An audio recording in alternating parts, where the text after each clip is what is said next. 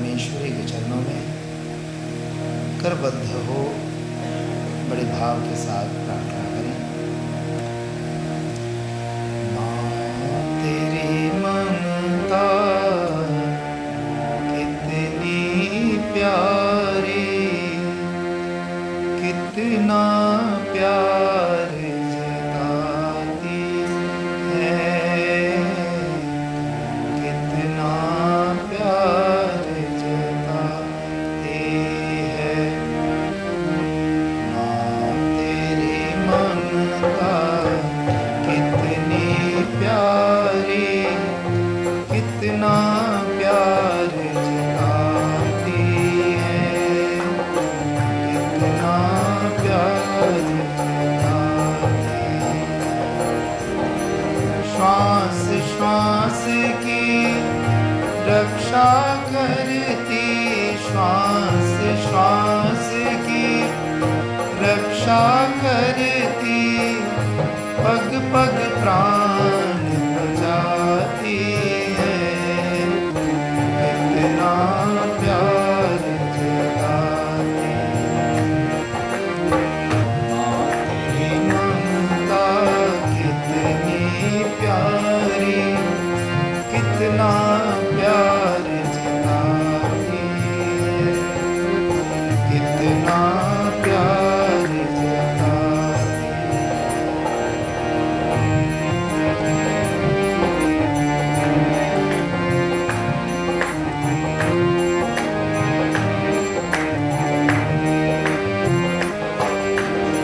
तू ऋषियों की रिद्धि सिद्धि, तू ब्रह्मा की भक्ति माँ, तू विष्णु की माया देवी, तू शंकर की शक्ति माँ, तू माँ सोते भाग जगाने, भागी भागी आती है, कितना प्यार जताती है।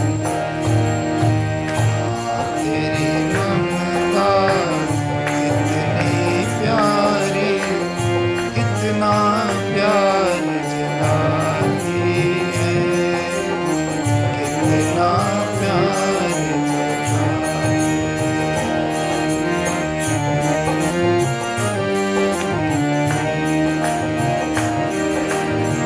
तू काली महाकाली दुर्गा, तू ही बाल भवानी, तू पुराण का सार शारदा, तू वेदों की वाणी है, तू बालक को गोद में लेकर जीवन गीत सुनाती है, कितना प्यार जताती है। माँ तेरी ममता कितनी प्यारी, कितना प्यार जताती है, कितना प्यार जताती है। जगदम्बे तुम्हारी जय जय, जगदम्बे तुम्हारी, माँ भवानी तुम्हारी जय जय हो, माँ भवानी तुम्हारी जय जय हो, महालक्ष्मी तुम्हारी जय जय हो, गुरुदेव तुम्हारी जय जय हो, जगदम्बे तुम्हारी जय जय हो। जगदया जोता वाली माता तेरी पहाड़ा वाली माता तेरी सदा ही जय, शेरा वाली माता तेरी सदा ही जय। नमः पार्वती हर हर हर महादेव।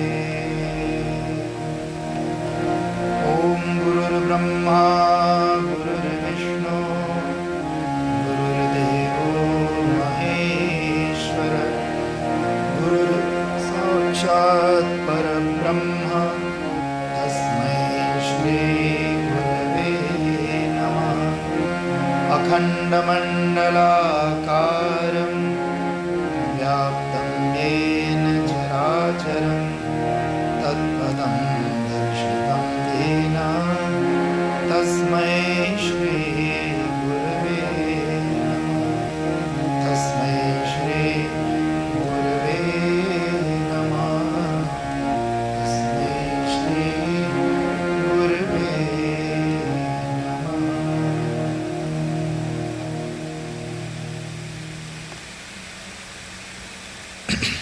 प्रातः स्मरणीय अनंत श्री विभूषित अपने परम आराध्य परम पूज्य श्री गुरुदेव के चरणों में कोटिशः नमन कर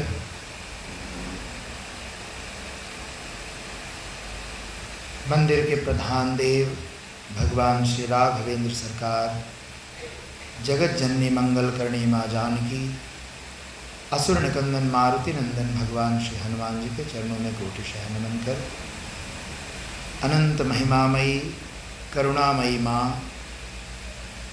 जो आद्या शक्ति स्वरूपिणी उद्भव स्थिति संहार कारिणी क्लेशहारिणी है, ऐसे माँ जगत जननी जगदम्बा श्री दुर्गा के चरणों में कोटिशः नमन।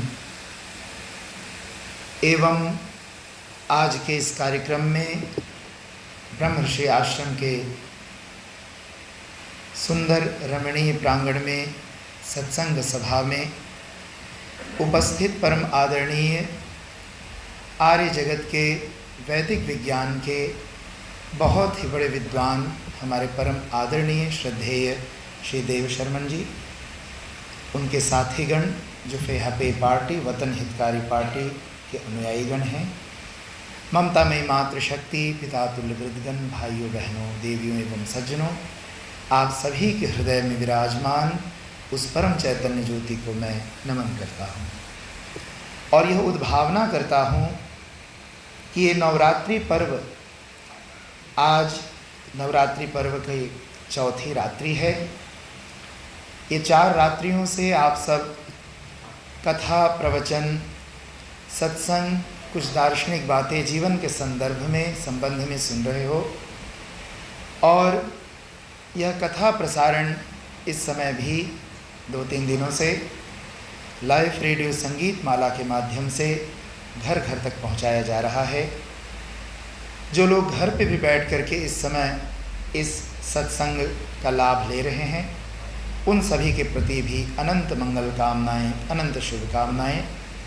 माँ भगवती से यही प्रार्थना है कि 9 दिनों तक जो हम लोग साधना अनुष्ठान चिंतन ध्यान पूजन यज्ञ हवन जिस किसी भी प्रकार से उस आदि शक्ति की आराधना कर रहे हैं, माँ भगवती हमारी आराधना को स्वीकार कर हम सबको चेतना प्रदान करे, शक्ति प्रदान करे और अपने जीवन के प्रति सतर्कता एवं सजगता प्रदान करे। देवी भागवत का एक बहुत सुंदर श्लोक है, मार्कंडेय पुराण में भी है।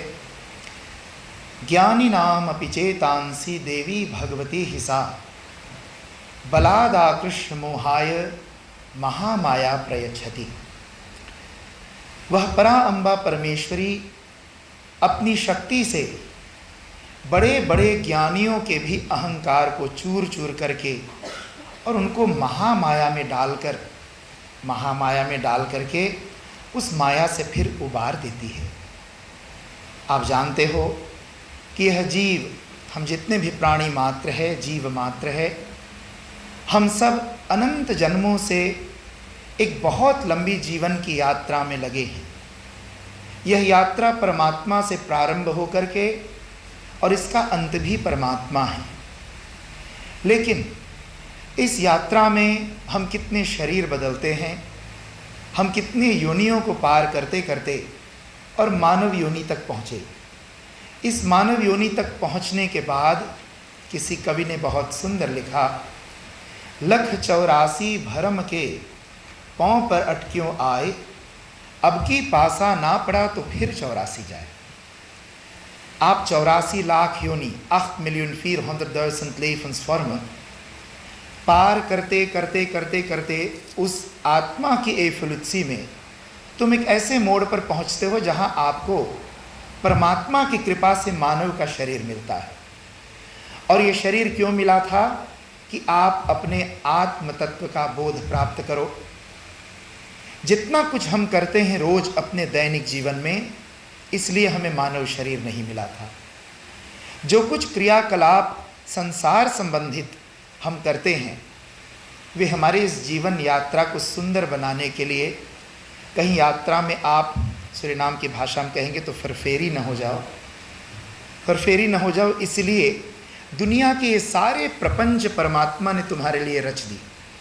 लेकिन तुम्हारा जीवन का लक्ष्य क्या है? शास्त्र, सारे शास्त्र वेद से लेकर हनुमान चालीसा तक एक ही स्वर में विभिन्न रूपों से इसी यथार्थ सत्य का उद्घोष करते हैं कि आप आए थे यहाँ अपने आत्म तत्व के दर्शन कर और आत्मा के कारण जो परमात्मा है उन्हें प्राप्त करने के लिए। लेकिन मानव शरीर जब तुम्हें प्राप्त हुआ तो इस शरीर को समझना, इस शरीर को चलाने वाले आत्मा का ज्ञान प्राप्त करना, ये आपका परम लक्ष्य होना चाहिए था। लेकिन हम भटक जाते हैं, और उस भटकने में कारण क्या है? माया। ये माया क्या है? इसी माया की व्याख्या हम सभी धर्मशास्त्रों में पढ़ते हैं, सभी धर्म ग्रंथों में पढ़ते हैं। और इसी माया की व्याख्या में जब हम रामचरितमानस में पढ़ते हैं, अनुसंधान करते हैं, तो तुलसीदास जी बहुत सुंदर निरूपण देते हैं। माया के दो रूप है, और इस माया के दो रूप को वो रघुपति के दो पत्नियों के रूप में वर्णित करते हैं। रघुनाथ श्री राम यानी परमात्मा परब्रह्म की दो पत्नियां हैं, और वो दो पत्नियां कौन हैं? कहा माया भगति सुनऊ तुम सो, नारी वर्ग जान तुम दो। दो नारी वर्ग है, एक माया रूपणी है और एक भक्ति रूपणी है। कहा माया रूपणी और भक्ति रूपणी, या माया और भक्ति परमात्मा की ये दो पत्नियां जो है, ये करते क्या है? कहा एक पत्नी क्या करती है? इस जीव को माया के पचड़े में डाल देती है, और वह जीव उस माया के बंधन में बंध करके कभी रोता है, कभी गाता है, कभी हंसता है, कभी प्रसन्न होता है, कभी दुखी होता है। और संसार के मंच पर अनेक लीलाएं अनंत जीवों का चल रहा है, आप सब जानते हो। कभी कोई रो रहा है, कभी गा रहा है, लेकिन संसार मंच का यह खेल है और जिसको परमात्मा देख रहा है। कहा एक जो पत्नी है माया, वो इस जीव को क्या करती है? इस संसार के दलदल में डाल देती है। लेकिन माया का जो दूसरा रूप है वो कौन है? कहा परमात्मा की दूसरी पत्नी, उसका नाम है भक्ति। और भक्ति देवी क्या करती है? इसी जीव को, जब यह जीव उस भक्ति की का आश्रय लेता है, भक्ति की शरण में जाता है यह जीव, तो वही भक्ति देवी इस जीव को उस माया के हाथों से छुड़ाकर और उसको भक्ति प्रदान करके भगवान से मिला देती है। माया और भक्ति, इसी को अन्यत्र व्याख्या में तुलसीदास जी ने कहा, मैं अरु मोर तोर तय माया, मैं अरु मोर, एक एंड मेन जिसको आप कहते हैं मैं और मोर, तोर तय माया, जेहि बस कीन्हे जीवनिकाया। संसार के जितने भी जीव हैं, केवल हिंदू नहीं, केवल हिंदुस्तानी नहीं, कल मैंने आपको बताया था ना, हिंदू कौन है? ये कोई ज़रूरी नहीं कि आप जब हिंदू हो तो आप हिंदुस्तानी हो, क्या समझे? हो सकता है आप हिंदू हो लेकिन आप कफरी हो सकता है आप हिंदू हो आप चिन्वा हो सकता है आप हिंदू हो आप मलाई हो, लेकिन ये भी हो सकता आप हिंदू और हिंदुस्तानी हो. Er is verschil. Een Hindustan zijn maakt niet dat je een Hindu bent. हिंदुस्तानी कितने लोग हैं जो हिंदू नहीं हैं, जिनका नाम रसूल बख्श है, जिनका नाम मोहम्मद है, जिनका नाम इरफान है वो हिंदुस्तानी, लेकिन हिंदू नहीं है, वो हिंदुस्तानी मुस्लिम है. कुछ लोग आपको मिलेंगे जिनका नाम था ज्ञानदेव. ज्ञानदेव से जिस दिन दोप हुआ, हालेलुया हुआ, तो उसका नाम ज्ञानदेव से योहानस हो गया. है वो हिंदुस्तानी, लेकिन हिंदुस्तानी होते हुए वो ईसाई है, हिंदुस्तान से क्रिश्चन. तो हिंदुस्तान होना माने नहीं कि तुम हिंदू हो. हाँ, हम इसलिए कहते हैं कि जो भी हिंदू हैं, दुनिया में जितने भी जीव हैं, आप हिंदू हो या हिंदुस्तानी हो या ना हो, आप यदि मनुष्य हो तो शास्त्र क्या कहता है कि मैं अरु मोर तोर तय माया जेहि बस कीन्हे जीव निकाया. इस जीव को, जो भी मनुष्य है, इसको इस माया ने दबोच रखा है, अपने वश में कर रखा, और माया के वशीभूत होकर के ये मैं मोर तय तोर, मोर तोर इसी में फंसा है, इसी में दुखी हो रहा है, द्विवालितैत में दुखी हो रहा है. मैं और तुम माने द्विवालितैत.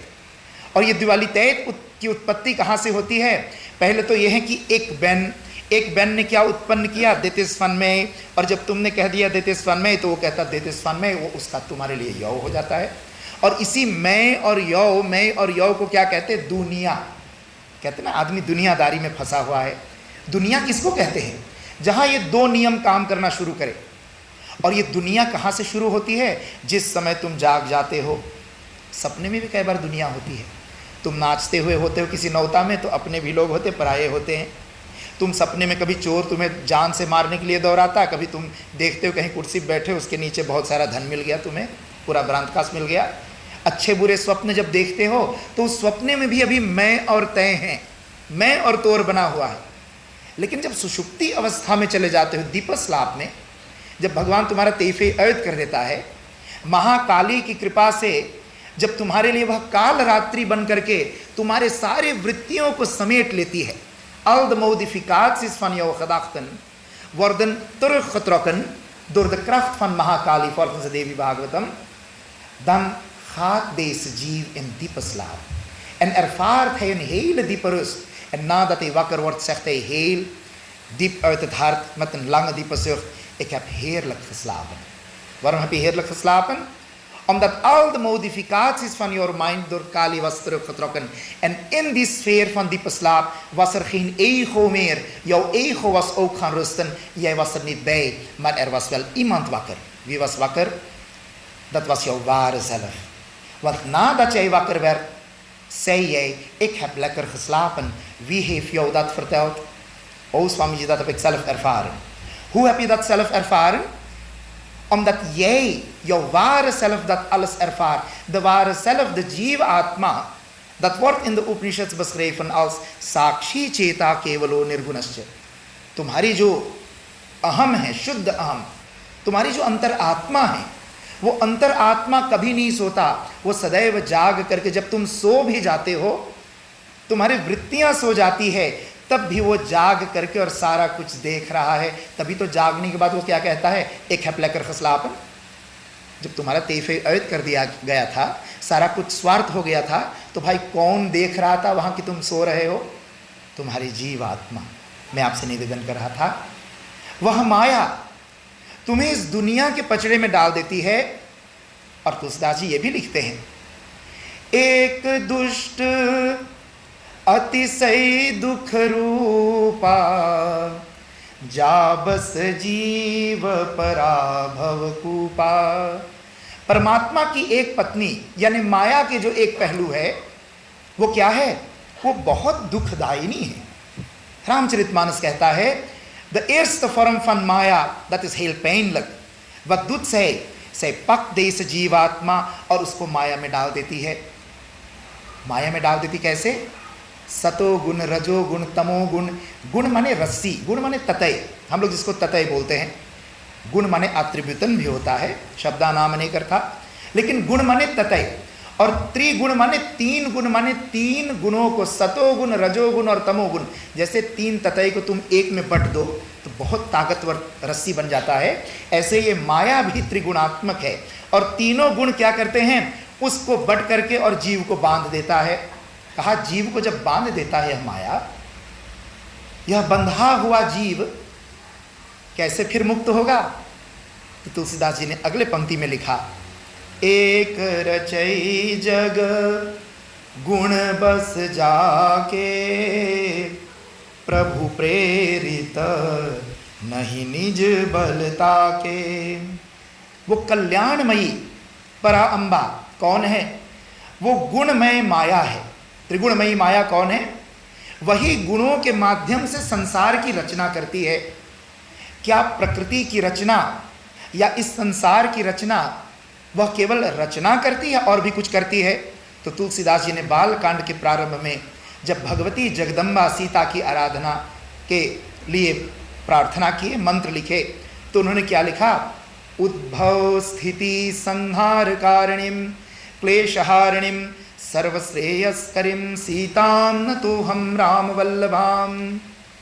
उन्होंने लिखा जो जगत के आधार ब्रह्म है उसको मैं राम कहना चाहता हूं। हमने परसों बताया था ना, व्हाट डज इट मैटर, आप परमात्मा को किस नाम से बुलाना चाहो। कोई उसको कृष्णा भवस्सैन कहता है, कोई उसको राम भवस्सैन कहता है, कोई उसको दुर्गा भवस्सैन कहता है, कोई उसको ओम भवस्सैन कहता है। उस एंटिटेट को तुम कोई भी नाम दे दो, कोई भी नाम दे दीजिए। यदि तुम अग्नि को कह दो कि हे आग, थोड़ा देर के लिए मैं तुम्हारा नाम बदलना चाहता हूं, तुम्हारा नाम अग्नि से मैं फ्यूर रखना चाहता हूं, तो क्या आग कहेगी रुक जाओ तू मेरा नाम बदल ले, मैं अपने को बदलने जा रहा? आग तो वही रहती ना। जैसे अग्नि अपना नाम और रूप नहीं बदलता, यदि तुम उसका नाम बदलते हो, अपना स्वरूप को वो नहीं बदलता, तत्वतः तो अग्नि वही रहेगा, उसको कोई भी नाम आप दे दीजिए। ऐसे परमात्मा, तुलसीदास जी ने कहा, श्रुति से तू पालक राम तुम जगदीश माया जानकी। हे राम, जब भगवान राम ऋषि वाल्मीकि के आश्रम में जाते हैं तो तत्व विज्ञान की दृष्टि से वाल्मीकि जी कहते हैं कि हे राम, ये तो तुम अवतारी हो, लेकिन राम क्या है, परमात्मा क्या है? परमात्मा जगदीश है, वह ब्रह्म है, द अलरहोस्ट भवस्सैन, जिसको मैंने कहा था फादर भवस्सैन। और तुम्हारे बगल में ये जो खड़ी है कौन है? ये सीता कौन है? श्रुति से तू पालक राम तुम जगदीश माया जानकी, ये तुम्हारी माया है जानकी। और ये जानकी कैसे हैं? जो सृजत जग पालत हरत रुख पाय कृपा निधान की। कृपा निधान श्री राम की रुख, रुख माने इशारा पा करके, परमात्मा का इशारा पा करके ही यह प्रकृति अनंत अनंत लोकों की रचना, उनका पालन, उनका संवरण करता है। हम लोग सदैव से क्या सुनते आए हैं? Brahma is the creator, Vishnu is the instant order and Shiva is the फर्नीतखर। लेकिन मैंने कल ये भी बताया था, किसी के घर पे आप जाते हो ना, हमारे गणपत सिंह जी बैठे यहाँ, यदि हम इनके घर पे जाएंगे और इनके यहाँ हम खूब बढ़िया से भोजन करके बढ़िया खातिर भाव हो जाएगा, हमारा बड़ा सत्कार होगा, और सारा कुछ करके जब हम उसके घर से आते हैं तो हम क्या लोगों को बताएंगे? भाई मैं गणपत सिंह जी के घर गया था, बहुत खातिर भाव हुआ, बहुत अच्छा उसका घर है। लेकिन आप ईमानदारी से जाकर औंदरसुख कीजिए तो क्या गणपत सिंह जी ने कुछ किया होगा? ना। खौरदैन लगाने वाली भी इसकी श्रीमती, बांगस्तेल बिछाने वाली भी इसकी श्रीमती, घर के जो खाना तुम खा के आए 25 प्रकार के भोजन, उसको भी बनाने वाला श्रीमती। लेकिन नाम किसका हुआ? नाम किसका हुआ? पति का। करने वाली पत्नी है, लेकिन नाम किसका हुआ? कोई नहीं कहेगा मैं उसके घर के, उसके बीवी के हाथ से खा के आया हूं ना।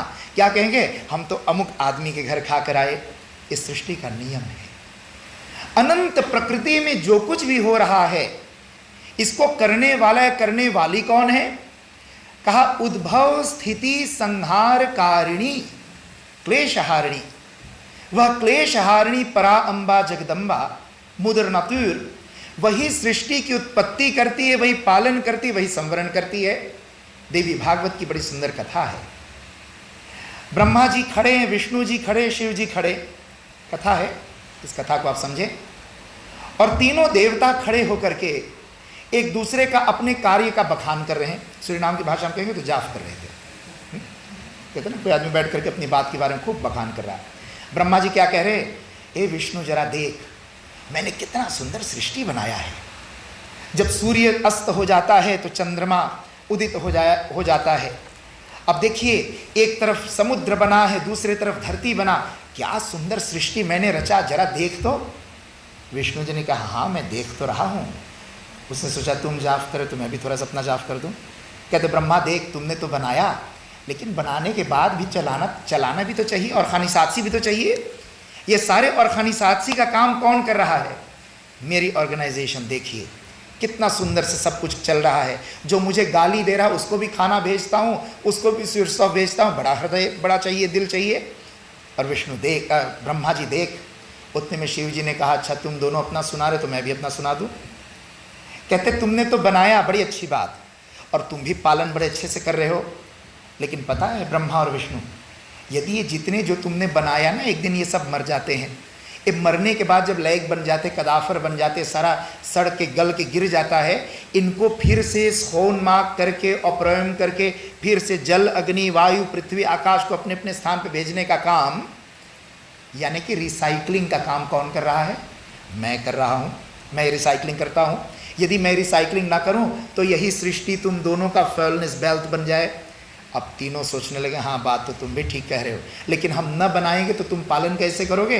और पालन वाले सोचे, यदि मैं पालन न करूं, इसको ऑर्गेनाइज ना करूं, तुम दोनों के लिए मुश्किल हो जाए। इतने में आपस में तीनों अपनी वार्ता कर रहे थे, और आदि शक्ति परमेश्वरी ने सोचा कि वाह भाई, इन तीनों का अहंकार देखिए। ब्रह्मा सोच रहा मैं बना रहा हूँ, विष्णु सोच रहा मैं पालन कर रहा हूँ, और शंकर जी सोच रहे हैं मैं संवरण करता हूँ। उतने में वहाँ पर क्या हुआ, तीनों ने क्या देखा, एक और ब्रह्मा विष्णु महेश आकाश मार्ग से जा रहे हैं। एक दूसरा ब्रह्मा हंस पर, एक विष्णु जी गरुड़ पर, एक शंकर जी बैल पर बैठ के जा रहे हैं आकाश मार्ग से। उनको लगा भाई देखा तुमने इसको? वो कहता रहे ब्रह्मा ये तो तुम्हारा फोटो कॉपी है, विष्णु ये भी तुम्हारे फोटो कॉपी है, चला जरा चल के देखते हैं कहाँ से आए दो तीनों। जब उनके पीछे लग गए, उनके पीछे जाते जाते वो लोग कहाँ पहुँचे? एक दूसरे ब्रह्मांड में पहुँच गए, दूसरे कॉस्मोस में पहुँच गए। और जब दूसरे ब्रह्मांड में पहुँचे तो वहाँ क्या देखा? दूसरे ब्रह्मांड जो हमारे मेलक वत्सल के बगल वाला था, वहाँ पर भी एक दूसरा ब्रह्मा विष्णु खड़े अपने क्या गैलेक्सी को संभाल रहे हैं। उससे और आगे निकले तो एक और गैलेक्सी मिले, वहाँ देखा एक और ब्रह्मा विष्णु। और जब सारे इतने सारे ब्रह्मा विष्णु महेश देख लिए तो सब हैरान होकर वहीं खड़े होकर के प्रार्थना करने लगे कि हम तीनों को बनाने वाला और हम तीनों जैसे कि अनंत रूपों में और ब्रह्मा, हजारों ब्रह्मा विष्णु महेश को बनाने वाला कौन है, जरा प्रकट होइए। और जब उन्होंने प्रार्थना की तो देवी भागवत में कथा आती है कि जब उन्होंने प्रार्थना की तो पराअंबा परमेश्वरी जगदम्बा प्रकट हो जाती है, और वो कहती है कि तुम तीनों तो केवल नाम मात्र के हो, करने वाली मैं, संहारने वाली मैं और संवरण करने वाली मैं, और इन तीनों रूपों में आप तुम्हें हमें पहचानिए। हम ही है ब्रह्मा विष्णु महेश, मैं ही तुम तीनों को उत्पन्न करने वाले आदि शक्ति पराअंबा। कहने का अभिप्राय, the creative craft instant thousand craft and फर्नीत खंड क्राफ्ट, ये त्रिविध शक्तियां केवल भवित वेरोत में नहीं है, ये तीनों शक्तियां हमारे शरीर में भी है। और माया का क्या काम है? जीव को मोह के बंधन में फांस कर रख देती है, नचाती है। माया महाठगिन हम जानी, केशव के कमला बन बैठी, शिव के भवन भवानी।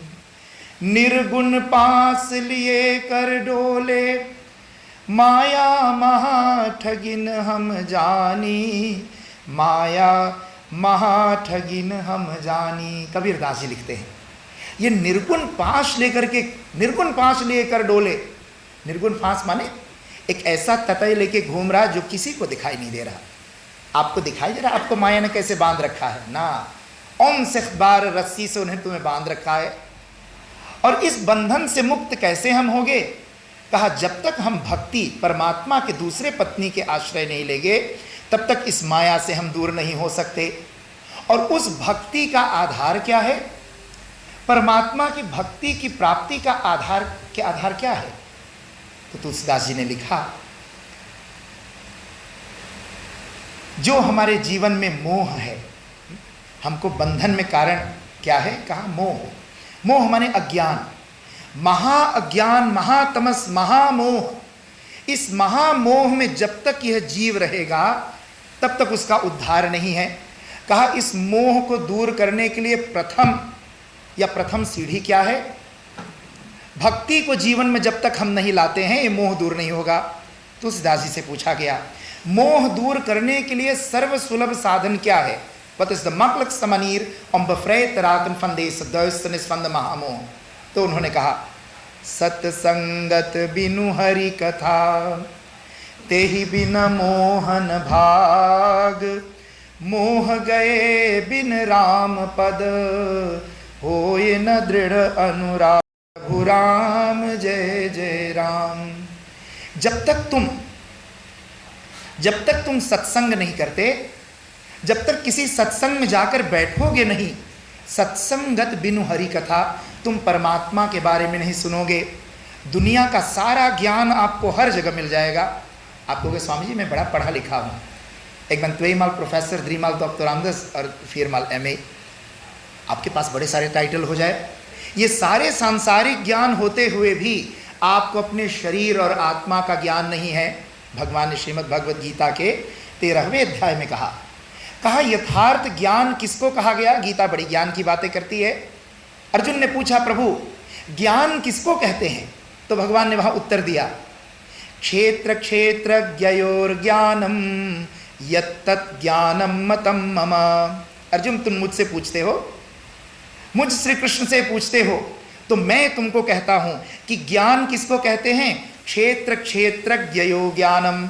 क्षेत्र माने शरीर, क्षेत्रज्ञ माने आत्मा। जब तक शरीर और आत्मा का ज्ञान नहीं हो जाए, इन आंध्र टर्म, जब तक नतुर और भविष्यन का ज्ञान न हो जाए, जब तक ब्रह्म और माया का ज्ञान न हो जाए, जब तक, इसी को हम पौराणिक भाषा में कहेंगे तो राधा कृष्ण सीता राम उमा महेश्वर, कोई भी नाम दे दो, लेकिन तत्वतः क्या है वह? और उसी को साइंस से यदि पूछो, एक वेतन स्कापर से पूछिए कि जिस नतुर और भविष्यन की बात हमारे हिंदू धर्म के शास्त्र में किया गया है, उसी को वेतन स्कापर क्या कहता है? Energy and consciousness, nature and भविष्यन, एनर्जी एंड भविष्यन। किसी वेतन स्कापर से बात कीजिए तो वो दुर्गा काली लक्ष्मी की बात नहीं सुनना चाहेंगे। वो क्या कहेंगे, भाई आप ये धार्मिक शब्दों का प्रयोग ना करें। धार्मिक शब्द ना प्रयोग करें, कोई हर्ज नहीं, हमारे यहाँ दूसरा शब्द भी है। जिसको हम महासरस्वती कहते हैं उसको तुम क्रिएटिव क्रफ्ट कहते हो, क्रिएटिव पावर। जिसको हम महालक्ष्मी कहते हैं उसको तो तुम इमोशनल पावर कहते हो, हृदय की शक्ति। और जिसको हम महाकाली कहते हैं उसको तुम फिजिकल पावर बोलते हो। The intellectual power, mental power and physical power, इन 3 शक्तियों को हमारे यहाँ क्या कहा गया? महासरस्वती, महालक्ष्मी, महाकाली। और ये तीनों जब एक में आकर समाविष्ट हो जाते हैं तो उसी का नाम हो जाता है परा अम्बा जगदम्बा। उसको हम मूर्ति बना करके 8 हाथों से लगाकर सप्त शक्तिशाली पशु शेर पे बिठाकर और हम उसकी आराधना करते हैं। आप यदि कहोगे भाई हम ऐसे उसकी पूजा नहीं करना चाहते, नो प्रॉब्लम एट ऑल। यदि तुम हिंदू रितुएल के अनुसार उस काली, दुर्गा और लक्ष्मी की पूजा नहीं करना चाहते, why should I have a problem? मैंने परसों बताया था, उन्हीं देवियों की उपासना, जिसको हम महालक्ष्मी, महासरस्वती, महाकाली कहते हैं, उन्हीं त्रिविध देवियों की उपासना योग विज्ञान ने क्या कहा? In the yoga philosophy is uitgelegd. Jij kunt dezezelfde 3 energieën in jouw individualiteit aanbidden. En dat zijn welke energieën? अभी मैंने बताया, de आत्मा, jouw ware zelf, dat is het spirituele aspect in jouw individualiteit. En wat zijn de 3 lichamen? Trividham shariram, स्थूल शरीर, सूक्ष्म शरीर और कारण शरीर। स्थूल शरीर माने stoffelijk lichaam bestaande uit 5 oerelementen। सूक्ष्म शरीर माने हमारा मन और कारण शरीर माने हमारी बुद्धि, mijn intellect. Het intellect, de mind en het lichaam, dit zijn de 3 manifestaties van het primordial energie. Energie manifesteert zich naar de buitenwereld toe in de vorm van oorzakelijkheid, fijnstoffelijkheid en vaststoffelijkheid. En in een individu zijn dat de 3 lichamen. Mijn intellect, daar dirigeert of daar overheerst, daar regeert Mahasaraswati, Gayatri, Savitri.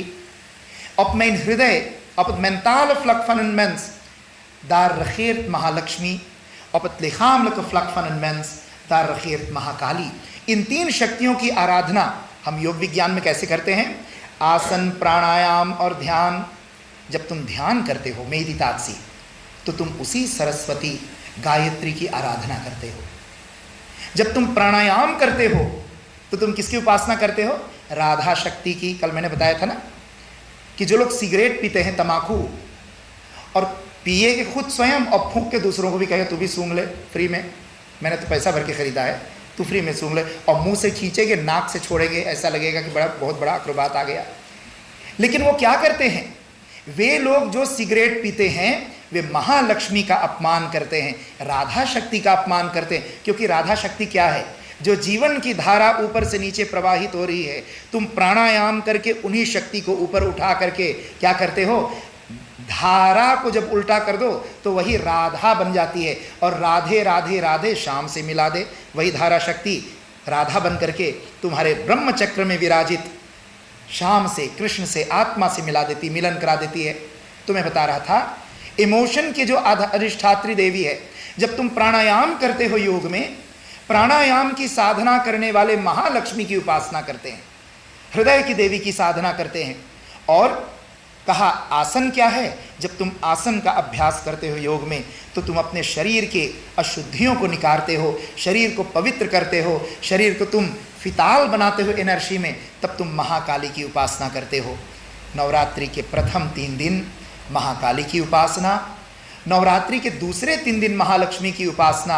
आज महालक्ष्मी की प्रथम उपासना का दिन है, और अंतिम 3 दिन महासरस्वती की उपासना, गायत्री और सावित्री शक्ति की उपासना है। कहा ये फॉलो ऑर्डर क्यों है? पहले काली की पूजा 3 दिन, फिर लक्ष्मी की पूजा 3 दिन, फिर सरस्वती की पूजा 3 दिन क्यों? कहा दुर्गा सप्तशती में 3 चरित्र है, जिसका रोज हवन होता, पाठ होता है। इन 3 चरित्रों में क्या है?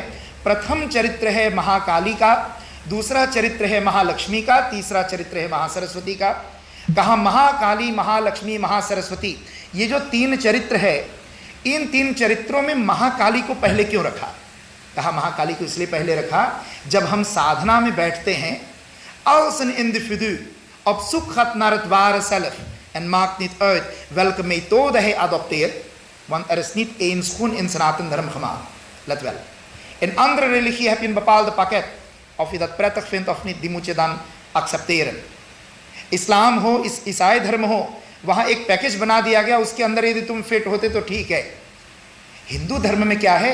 रुचि नाम वैचित्र्याद ऋजु कुटिल नाना पतजुषाम। कोई व्यक्ति कहता मैं हवन करके परमात्मा को पाना चाहता हूँ, वो भी एक मार्ग है, वो वही मार्ग नहीं, वो एक मार्ग वो भी है। कोई कहता नहीं मैं हरे राम राम राम हरे हरे हरे कृष्ण जपना, मैं जाप करके भगवान को पाना चाहता हूँ, वो भी एक मार्ग है। कोई कहता नहीं मैं आंख बंद करके ध्यान की साधना करूंगा तब परमात्मा मिलेंगे, वो भी एक मार्ग है। अनेक मार्ग है जो उसी लक्ष्य तक जाता है। हाँ, कोई कोई बोरोपासी है, कोई कोई जरा लांटी डाम है, अंतर इतना है। कोई कोई रास्ता शॉर्टकट जाता है, और जो शॉर्टकट वाले रास्ते हैं जो जल्दी तुम्हें पहुंचाएगा, वो जरा खफारलक वाला रास्ता है।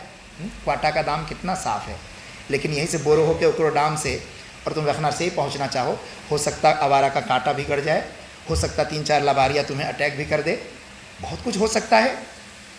गुरुजी ने एक बड़ी सुंदर कविता लिखा, मेरी अपनी पगडंडी है मैं चलता हूँ, तुम चलो उसी पथ पर जिस पर सब जाते हैं, कांटों पे पाँव बढ़ाता है कोई कोई, अक्सर फूलों की गैल सभी अपनाते हैं। तो ये शॉर्टकट मार्ग क्या है? कहा ज्ञान का मार्ग शॉर्टकट मार्ग है, और उस शॉर्टकट मार्ग का वो भी एक मार्ग है। जो उस मार्ग पे चलना चाहे उनके लिए भी रास्ता है, लेकिन जो कहता नहीं मुझे कोई हास्ट नहीं है, स्वामी जी आप हास्ट वाला मार्ग पे चलिए, हम धीरे धीरे पीछे पीछे आ रहे, फॉलो द लीडर, हम धीरे धीरे पीछे आएंगे। तो धीरे धीरे वाला रास्ता जो थोड़ा लंबा जरा है, लेकिन अनेक मार्ग है जो उस स्थान तक जाते हैं। मैं आपसे बता रहा था, हमारे गुरु जी बड़े सुंदर रूप में कहते थे, कहते सनातन धर्म heeft niet een schoen maat 7 die een ieder moet passen, nee er zijn verschillende schoenen। अन्य धर्म में क्या है, मात सेफ है, यदि तुम्हारा पैर लंबा तो एड़ी काट के गोड़ फंसा उसमें, क्योंकि दूसरा माथ है ही नहीं। और यदि पैर छोटा है तो टॉयलेट पेपर डालकर जूता पहनना वही जूता है। हमारे यहाँ अनेक मार्ग है। वैदिक विधान में, वैदिक संस्कारों में, वैदिक संस्कृति में अनेक मार्ग है, और ये सारे मार्ग आपको उसी लक्ष्य तक ले जाते हैं। का फिर क्या करो, कोई एक मार्ग का अनुसरण करके और तुम अपने उस जीवन के लक्ष्य तक पहुंच जाओ।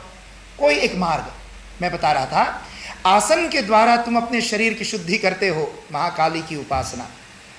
प्राणायाम के माध्यम से प्राण की साधना यदि करते हो तो महालक्ष्मी की उपासना। और यदि तुम ध्यान की साधना करते हो, बुद्धि की शुद्धि और सिद्धि करते हो, तो तुम महासरस्वती की उपासना करते हो। योग विज्ञान ने बताया, जिस काली, सरस्वती और लक्ष्मी बाह्य जगत में तुम कर्मकांडात्मक पहलू में पूजते हो, वही त्रिविध देवियों को तुम अपने शरीर, मन और बुद्धि में उपासो। और देवी भागवत में ऋषि कहता है, या देवी सर्वभूतेषु, जो देवी सब प्राणियों में बुद्धि रूपेण संस्थिता, बुद्धि रूप में वह विराजमान है। नमस्तस्यै नमस्तस्यै नमस्तस्यै नमो नमः। वह बुद्धि रूपिणी है, वह मन की देवी है, वह शरीर की देवी है। और इन त्रिविध रूपों में जो भगवती है, हम प्रार्थना क्यों शुरू करते काली से? क्योंकि पहले तुम शरीर को देखते हो। जब तुम मेडिटेशन शुरू करते हो, जब तुम किसी भी प्रकार का स्पिरिचुअल ओपनिंग शुरू करते हो जीवन में, het moment dat jij op zoek gaat naar jouw ware zelf, maakt niet uit middels welke methode, dan begint jouw साधना met het lichaam। आप शरीर को पहले शुद्ध करते हो, फिर शरीर की शुद्धि के बाद मन को शुद्ध करते हो, मन की शुद्धि के बाद फिर बुद्धि को शुद्ध करते हो। इसीलिए पहले महाकाली, फिर महालक्ष्मी, फिर महासरस्वती, ये फॉलो ऑर्डर दिया गया। और कहा, जब तुम इन तीनों की शुद्धि कर लेते हो, तब तुम्हारे अंदर की जो आत्म ज्योति है वो स्वयं प्रकाश है, स्वयं प्रभा है। De atma heeft geen licht nodig. Jij hebt in feite geen verlichting nodig. Het eeuwige vonkje van het goddelijke licht, die brandt daar binnen in jouw कोकोलाम्पू। आपकी भाषा में कहें, आपका शरीर को कोकोलाम्पू की तरह देखो। अच्छा, कोकोलाम्पू में मिट्टी का तेल है और बत्ती जल रही है।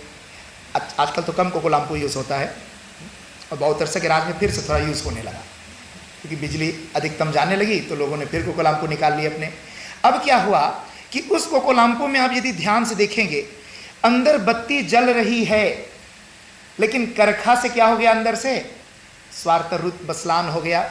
जब स्वार्थ रुत से बसलान हो गया वो कोकोलाम्पू, तो जो अज्ञानी होगा क्या कहेगा, भाई तेल खत्म हो गया है। लेकिन जो बुजुर्ग है, जिसको अनुभव है, एरफारिंग है कोकोलाम्पू से, वो क्या कहेगा, नहीं नहीं, तेल तो मैंने बहुत डाला था इसमें, तीता तेल, बत्ती भी अच्छी थी, लेकिन क्या है, अंदर इतना करखा बैठ गया है कि इसको जरा थोड़ा पोंछने का काम है। फिर वो क्या करता है, कोकोलाम्पू को खोल करके अंदर के शीशा पोंछ करके फिर उसको लगा देता। अरे मैं तो सोचा था कि लाइट बुझ गई है। ऐसे जीवन की ज्योति, हमारी आत्मा की ज्योति, वो कभी बुझती नहीं, वो तो ज्योति स्वरूप है। और वह ज्योति का प्रकाश 3 क्षेत्रों पर, het verlicht mijn intellect met kennis, hij verlicht mijn hart met emoties en het verlicht mijn lichaam met lichamelijke energie। ये 3 क्या है, अग्नि के 3 गुण हैं। हम हिंदू लोग अग्नि की उपासना क्यों करते? और दुर्गा माँ के एक नाम क्या है, ज्वाला देवी। जो लोग भारत गए होंगे, वहाँ एक तीर्थ स्थान है माँ दुर्गा का। जमीन के नीचे से हजारों वर्ष से एक फ्लमच है, वो आज तक कभी खत्म बंद नहीं हुआ।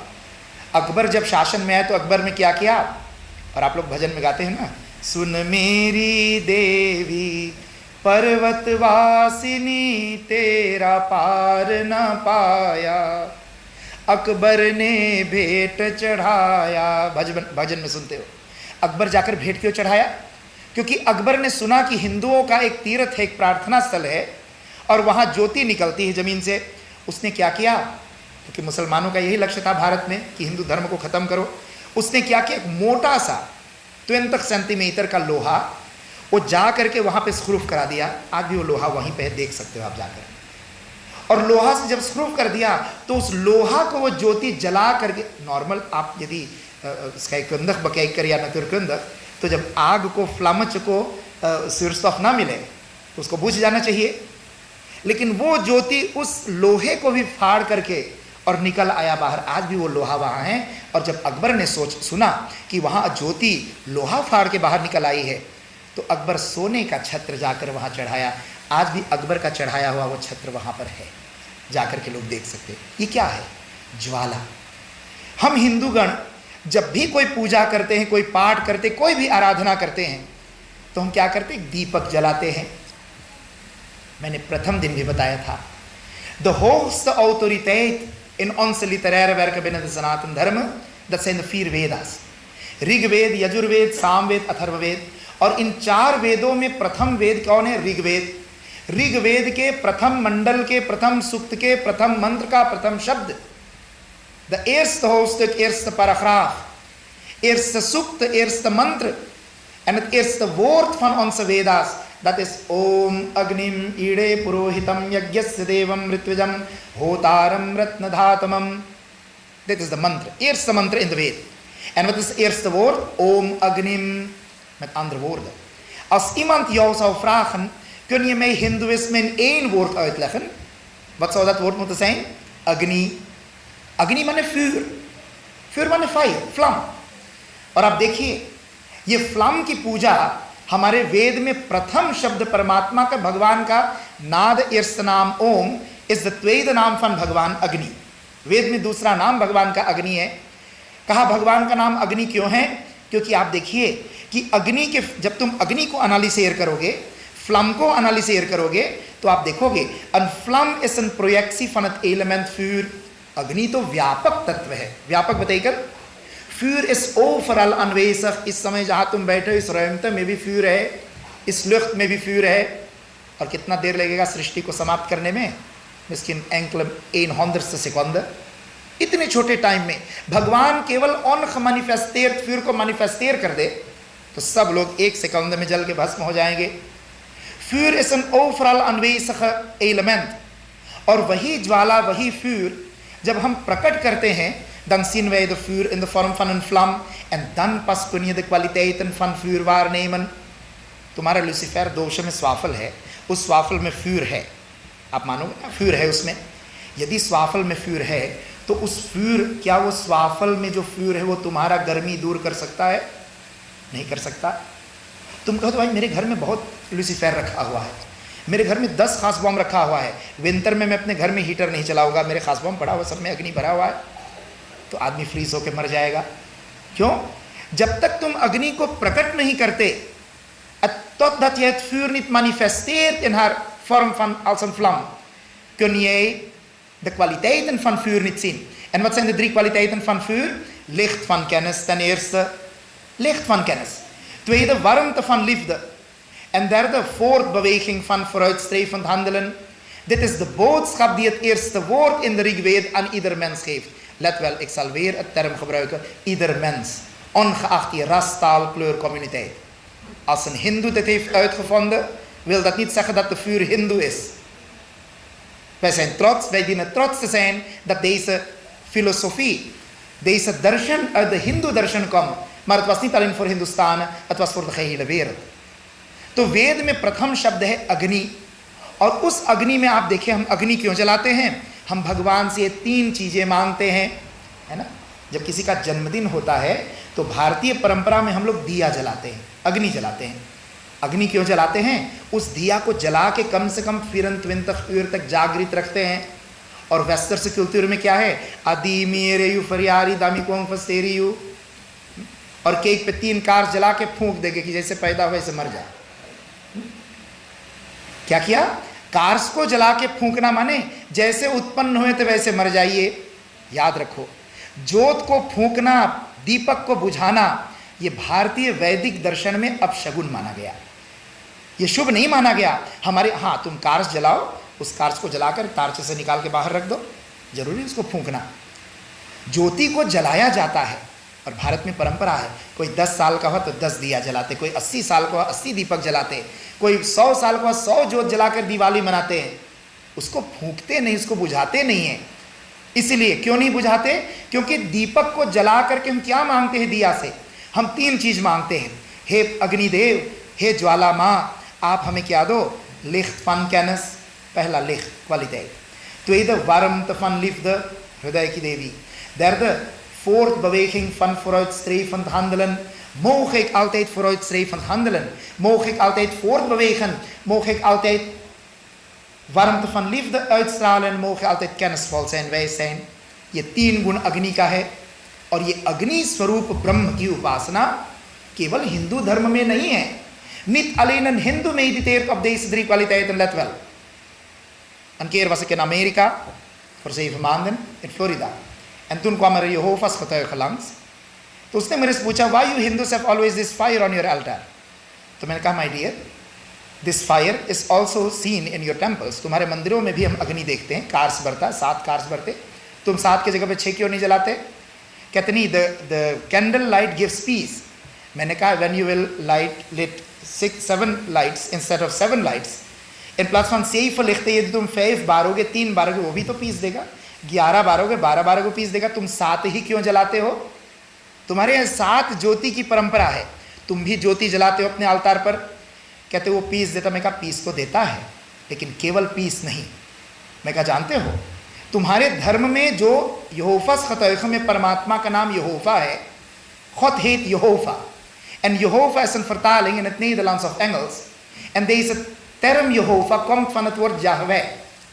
जो लोग जानते हैं, पढ़े होंगे ओल्ड टेस्टामेंट, वहाँ पे यहोवा नाम नहीं आया, वहाँ याहवे नाम आया. याहवे. और याहवे जो है हमारे जो वैदिक संस्कृत है, वैदिक व्याकरण है. द वेद इस ग्रामाटिका कैंटन बुक दैट हेट निरुक्त शास्त्र. यहाँ हमारे लाइब्रेरी में है नीचे. और निरुक्त में वेद के वोर्ध का जो सिनोनिम है थेसॉरस, वो दिया हुआ है. अग्नि के कई बतेकनिस वहाँ दिया, और उसमें अग्नि का एक सिनोनिम क्या है? जाहव अग्निर इति. जाहव संस्कृत शब्द है, और उसी जाहव संस्कृत शब्द को मोसेस ने परमात्मा को जाहव कहा. मोसेस ने भगवान को जाहव क्यों बोला? जाहव बोलो या याहवे बोलो, एक ही बात है. कहा मोसेस ने भगवान को जाहव क्यों कहा? क्योंकि बाइबल की कथा से आप लोग जानते हो कि मोसेस रोज पहाड़ पे चढ़ के जब जाता था भगवान से बात करने, जब वो 3 खबोद लिखा तो पहले जूता उतार कर गांठी के बल पर कनील हो जाते थे. और जब कनील होते थे, इसलिए आप देखोगे ईसाई परंपरा में भगवान को प्रणाम करने की प्रथा क्या है? अपने घुटने पर कनील हो जाना, और अलतार के सामने फिर हाथ जोड़ते थे. मोसेस किसके सामने हाथ जोड़ता था? क्या कोई वाटरफॉल आकाश से गिर रहा पानी? कहा था ना. जल तत्व नहीं था. कहा लवीना आता था, विंड? कहा वो भी नहीं. कहा अर्थ बेफिंग होता था? कहा वो भी नहीं. कहा क्या होता था? एक झाड़ में आग लग जाती थी. ब्रांदन स्त्रक, उसके सामने जब अग्नि ज्वाला प्रकट होती थी तो उस अग्नि स्वरूप परमात्मा से वो बात करता था, और अपना 3 खबोद उन्होंने ईसाई धर्म के लिए लिखा. तो मोसेस जब परमात्मा से मिलने जाता था तो भगवान किस रूप में प्रकट होते थे? अग्नि रूप में. और वही अग्नि स्वरूप का नाम मोसेस ने जाहव रखा. जाहव अग्निर इति. मैं आपसे बता रहा था, हम ज्योति स्वरूप ब्रह्म का ध्यान क्यों करते हैं? इस ज्योति से हमें 3 चीज की प्राप्ति होगी. पहले अपने बुद्धि की आराधना हम करते हैं प्रकाश की दृष्टि से. हम कहते कि हे अग्नि स्वरूप परमात्मा, आप हमारे बुद्धि को ज्ञान के प्रकाश से प्रकाशित कर दो. लिcht van kennis. tweede क्या है? warmte van liefde. और derde क्या है? voortbeweging van vooruitstrevend handelen. मैं आपसे निवेदन कर रहा था कि जब तक हम सत्संग नहीं करेंगे, हम परमात्मा के बारे में जानेंगे नहीं. सत्संगत बिनु हरि कथा, तेहि बिन मोहन भाग. और जब तक भगवान के बारे में तुम नहीं सुनोगे, तुम्हें पता नहीं लगेगा कि मैं मोह में पड़ा हुआ हूं. जब तुम कथा सुनते हो तो कथाओं में कई ऐसी बातें आती है सामने जिसको तुम्हें लगता है हाँ मैं इस समय इस लेवल पे हूं. कथा क्यों सुनना चाहिए भाई? जब तुम जाते हो कथा सुनने, तब तुम्हें पता लगता कि क्या मैं अहंकारी हूं कि नहीं, है ना. स्पीखल च आंदवंत वेसत मोइस्त फनतलान. क्या कभी तुम्हारा स्पीखल बताता है कि तुम्हारा मन में क्या है? ना. तभी तो आईना को तुम कभी नहीं फोड़ते हो. लेकिन तुम्हारे बगल वाला कहते तुम्हारे आंख में कीचड़ लगा तो 2 घूंसा मारते हो. अपना आंख देखा? अपना शक्ल देखा? मेरे कीचड़ निकालने चले हो, अपना शक्ल जाके पहले देख. क्यों भाई? तुम्हें पसंद नहीं कि दूसरा तुम्हारी गलतियां दिखाए. एक भजन बड़ा सुंदर, तोरा मन दर्पण कहलाए. इस मन दर्पण पे कितने काय जम गया है. ये मन के दर्पण ही तुम्हारे स्वरूप का दर्शन कराएगा। तभी हनुमान चालीसा के प्रथम पद में क्या कहते हो, श्री गुरु चरण सरोज रज निज मन मुकुर सुधारी।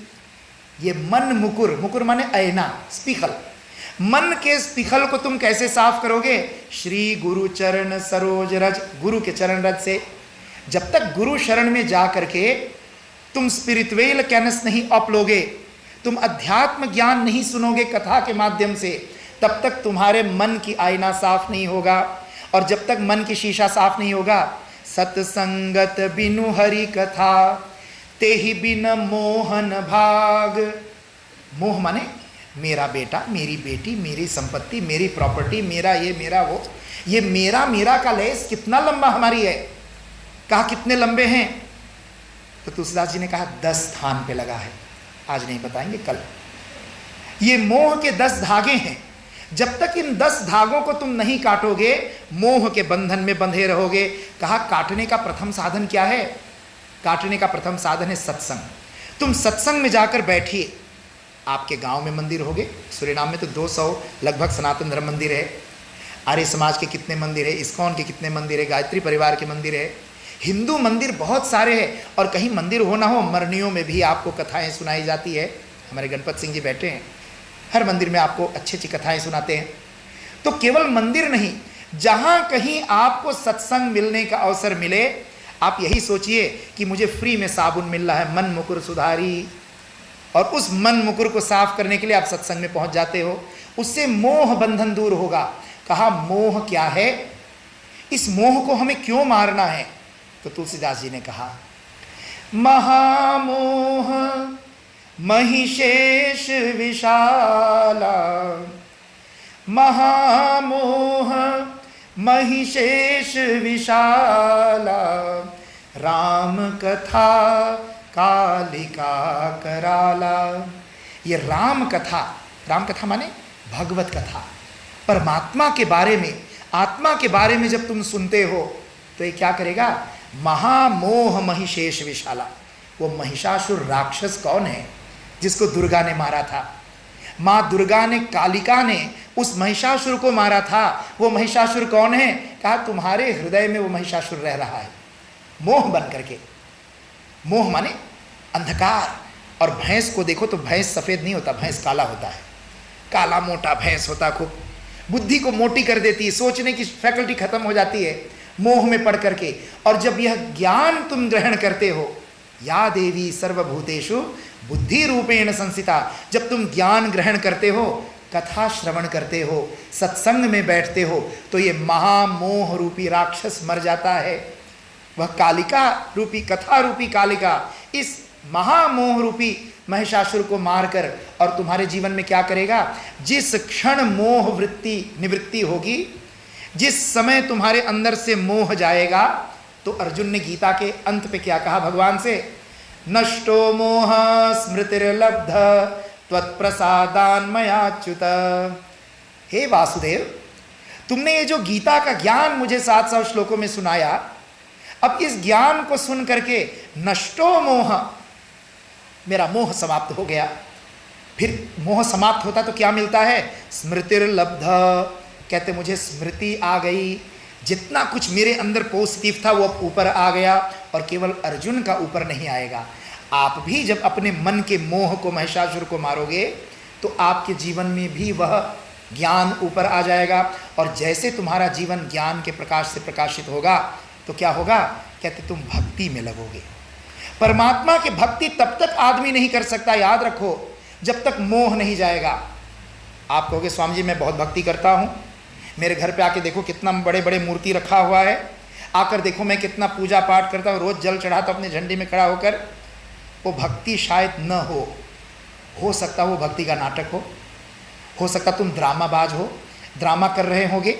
कैसे, तुलसीदास जी कहते हैं, जब तक व्यक्ति सत्संग नहीं करेगा, याद रखो, ये चैलेंज करके मैं कहता हूँ और रामायण की ओट लेकर कहता हूँ, रामचरितमानस का यह सिद्धांत है, तुम एक नहीं 1000 दुर्गा पाठ कर लीजिए, कथा झंडी सारा कुछ करवा लीजिए, सब कुछ कीजिए, और करना भी चाहिए, हमारी परंपरा है, संस्कृति है। लेकिन जब तक तुम सत्संग नहीं करते हो, केवल पूजा करने वाला भी रावण तो बन गया ना। क्या समझे? आप रावण की तरह पूजा कर सकते हैं क्या? ना ना, बिल्कुल नहीं कर पाओगे। तुम तो दूध चढ़ाते, वो भी मेलक संतराल का, तुम्हारा अपना नहीं।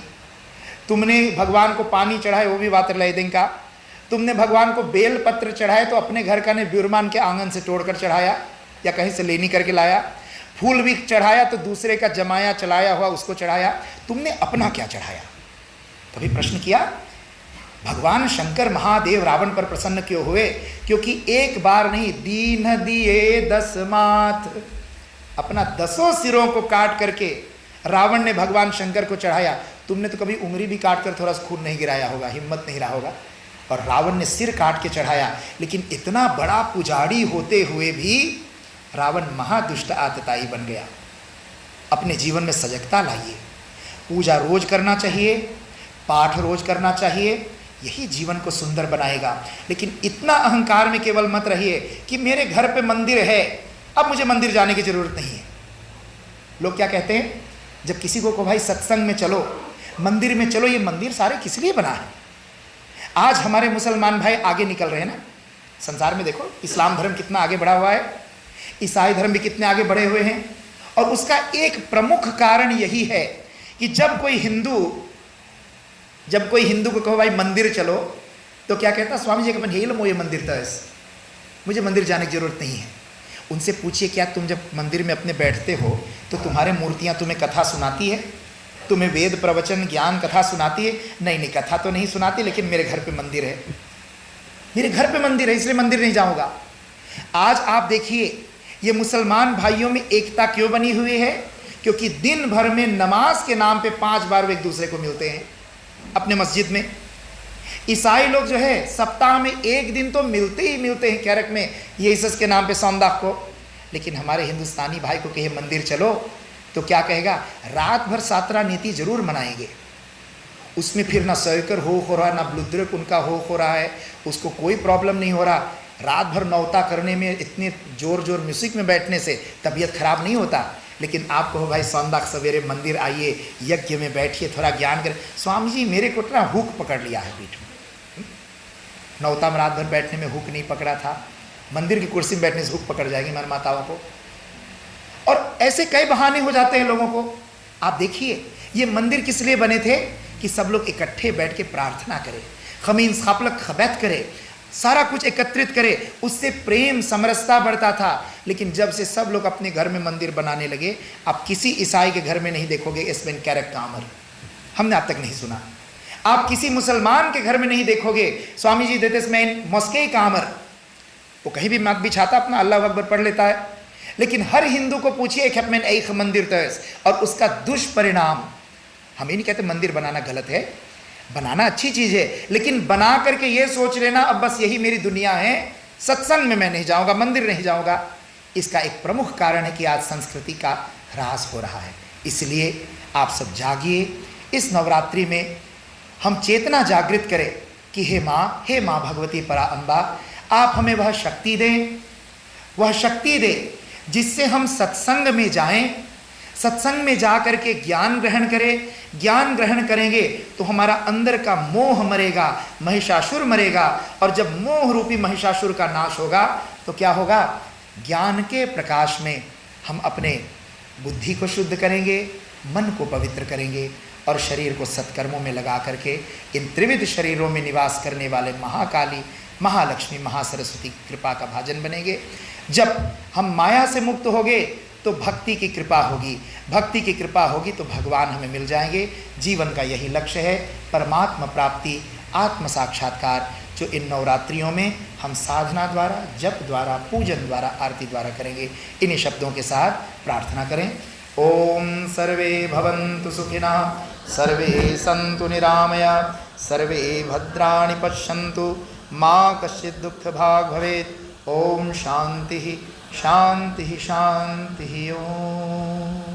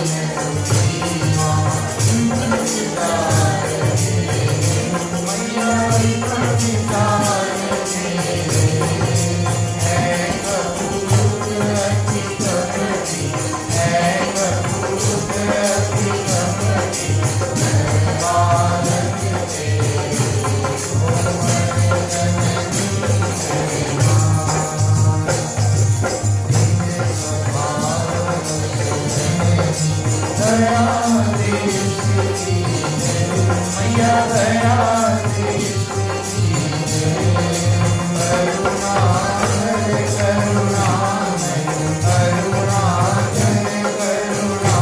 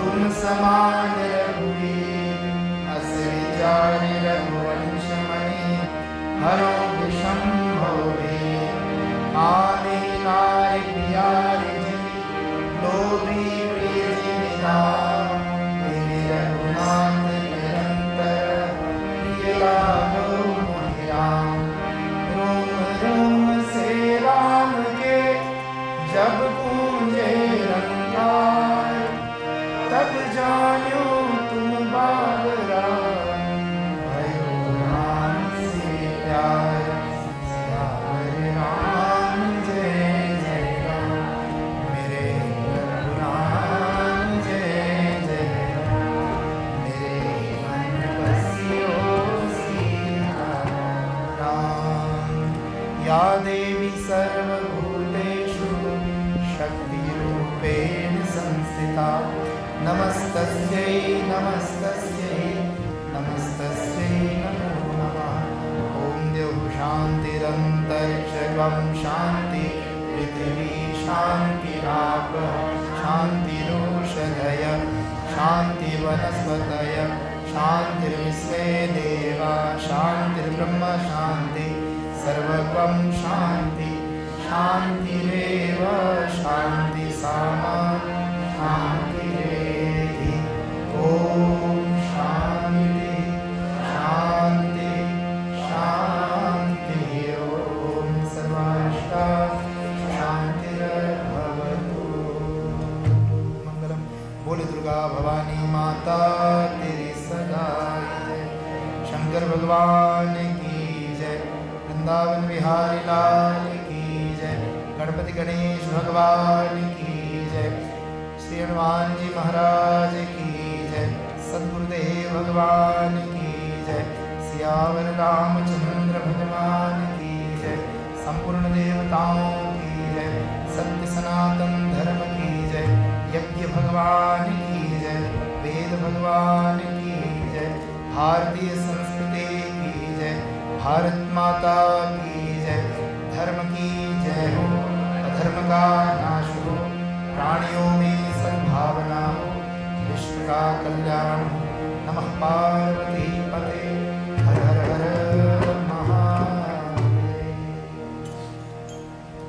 मंगलम आप सब अपने आसन पर विराजमान हो यहाँ से आप लोग एक दो भजन और श्रवण करेंगे उसके बाद में नीचे भोजन की व्यवस्था है और यज्ञशाला के सामने खिड़की है नीचे हॉल का वहाँ पे आप लोग भोजन ले सकते हो जिनको यहाँ भोजन करना हो अंदर हॉल में बैठ के खाएं नीचे। और आज मैं विशेष रूप से धन्यवाद देना चाहूँगा मेरे प्रिय शिष्य ऋषि हरिभजन उनके पिताश्री यहाँ उपस्थित हैं पीछे बैठे हैं और उन्होंने आज का कार्यक्रम लाइव रखा है संगीत माला का तो उनको मैं बहुत बहुत आभार व्यक्त करता हूँ। और धन्यवाद के पात्र हमारे प्रिय माता आशा जी जिनका अधिक सहयोग से और आर्थिक सहयोग से भी ये कार्यक्रम को लाइव रखा गया। आज अगली आने वाले दिनों में भी लाइव होगा तो ये मत समझिए कि लाइव है तो हम घर पे बैठ के सुनेंगे झलवा में, खबरदार आराम से यहाँ आइए क्योंकि झलवा में बैठ के कथा तो सुन लोगे लेकिन इतना बढ़िया भोजन जो बनता कौन खाएगा। तो आप लोग आइए उसके लिए और अब अपने आसन से आप लोग उठ खड़े होकर आचार्य जी से प्रसाद लें और फिर नीचे भोजन की व्यवस्था है। Rumi is lekker eten gekookt vandaag, mag je beleven सामने met ons। आप सभी के हृदय से पुनः थोड़ा यज्ञ के लिए बोल लोग आगे भवन आदि में भाग ले सकते हैं लोग। आपका धन्यवाद।